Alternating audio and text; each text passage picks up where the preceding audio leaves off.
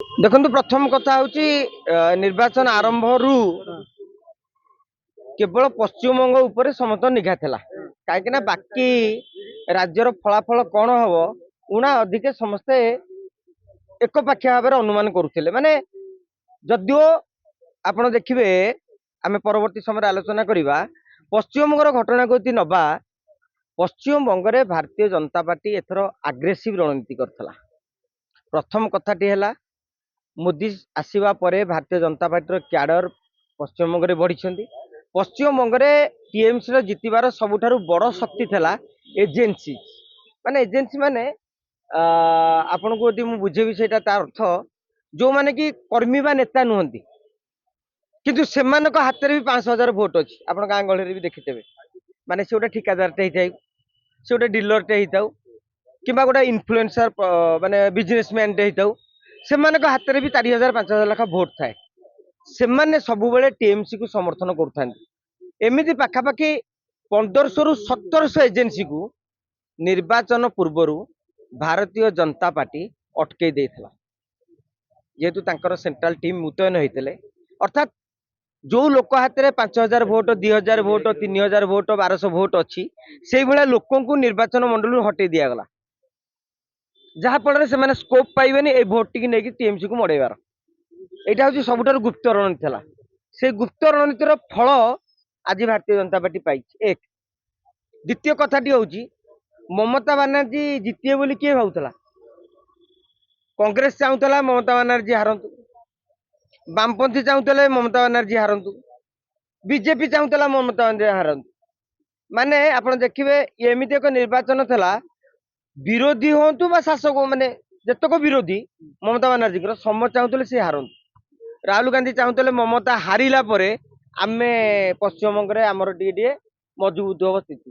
वामपंथी चाहिए ममता बानार्जी जो आम उठी पाइलुनी ये हारीगला आम पुणी उपरकू उठू समस्ते जन को हरवा चाहिए से आपन कौन शक्ति अटकई पार ना आपड़ कहे पूर्वर ममता बानार्जी को हरवाई 2020 मसीह 2021 मसीह उद्यम होता कहीं सफल होता प्रति थर न्यारेटिव बदली बदली चले 15 वर्ष हो गला गोटे आंटी इनकम्बेन्सी एसआर आप देखिए जो मैंने सब फेक भोटर से भोट बैंक टा हजिगला तेणु गोटे लेखा प्रतिकूल परिस्थिति ममता बानार्जी जाइए एवं भारतीय जनता पार्टी ठीक इलेक्शन मेसिनरी कला आप देखिए एथर ओडिया भोटर ओडिशा लोक जाते सेमती अन्य क्षेत्र आसाम लोक आसी तेणु सबू सबू एरिया को जगी दिखाई जे चा बगीचा अंचल अनुसार भोट जीव प्रेसिडेंसी इलाकार अंचल भोट जीव हिंदू बहुल अंचल अनुसार भोट जीव तेणु भारतीय जनता पार्टी प्रति क्लस्टर अनुसार स्ट्राटेजी करदेला जे एठी श्रीराम नाराटा देदेवा एठी हिंदुत्व को कमे देकी विकास फंडामेंटाल आगू नहीं जावा तेणु सबू सब प्रकार जो अंक कषि गत थर जो भूल होता जमी 2019 भारतीय जनता पार्टी अंक भूल होता 24 ठीक है बोली ओडिशा सरकार को पलि आसिले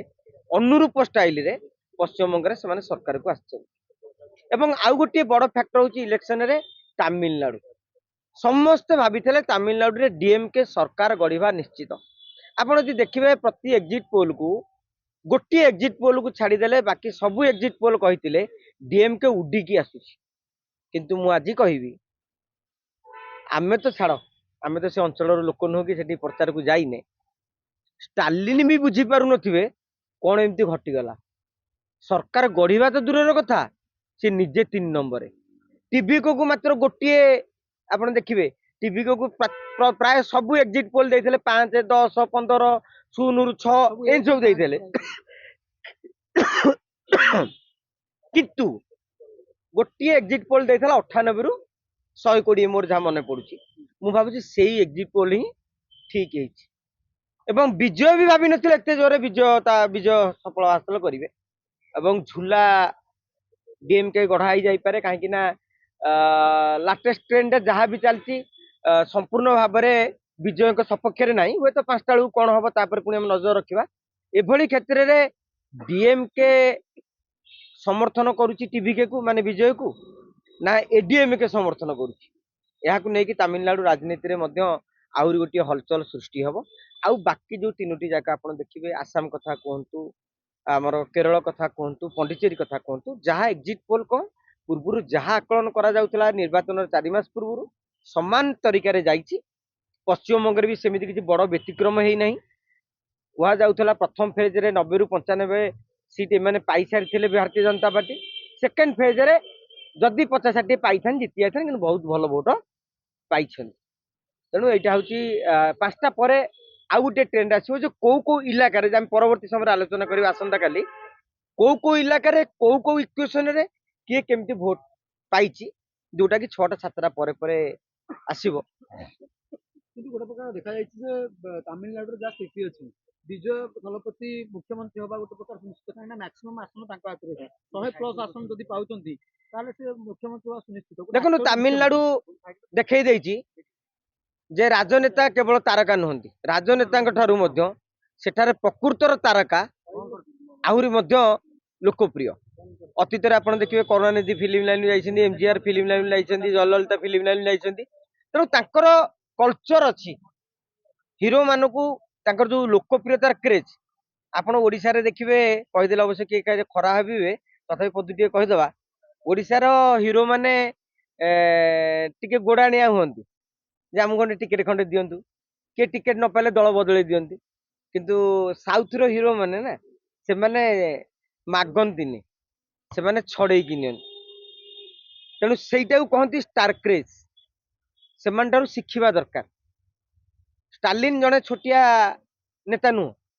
କରୁଣାନିଧିଙ୍କ ଲିଗାସି 4 ଦଶନ୍ଧି ଧରି ତାମିଲନାଡୁ ରାଜନୀତିକୁ ସେ ହାତ ମୁଠାରେ ରଖିଥିଲେ। ବିଜୟ ଆସିଲେ ଗୋଟିଏ ଝଡ଼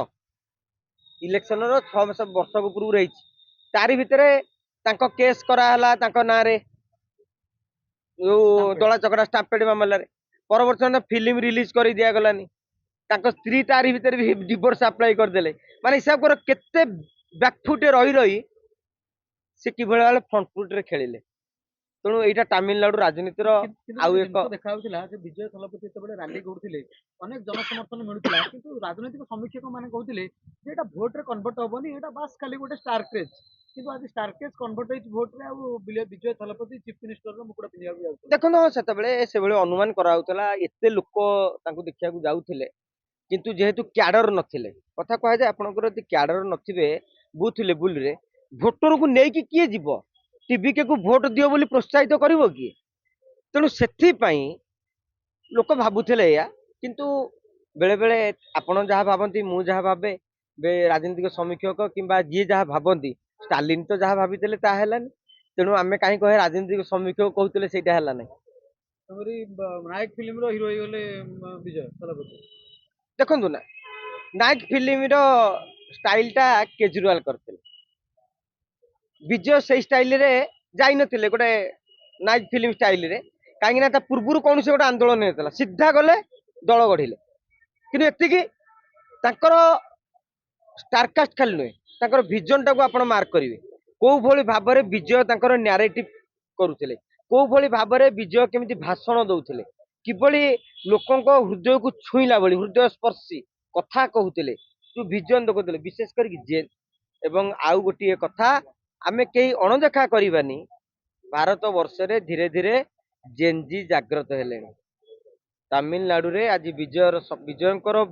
ସଫଳତା ପଛରେ ଗୋଟେ ଜେନ୍ଜି ମାନଙ୍କର ଭୂମିକା ରହିଛି। ତେଣୁ ଆଗାମୀ ଦିନରେ ଆପଣ ଦେଖିବେ 2029 ଲୋକସଭା ନିର୍ବାଚନ ବେଳକୁ ଜେନ୍ଜି ଗୋଟେ ମୁଖ୍ୟ ଫ୍ୟାକ୍ଟର ହେବେ।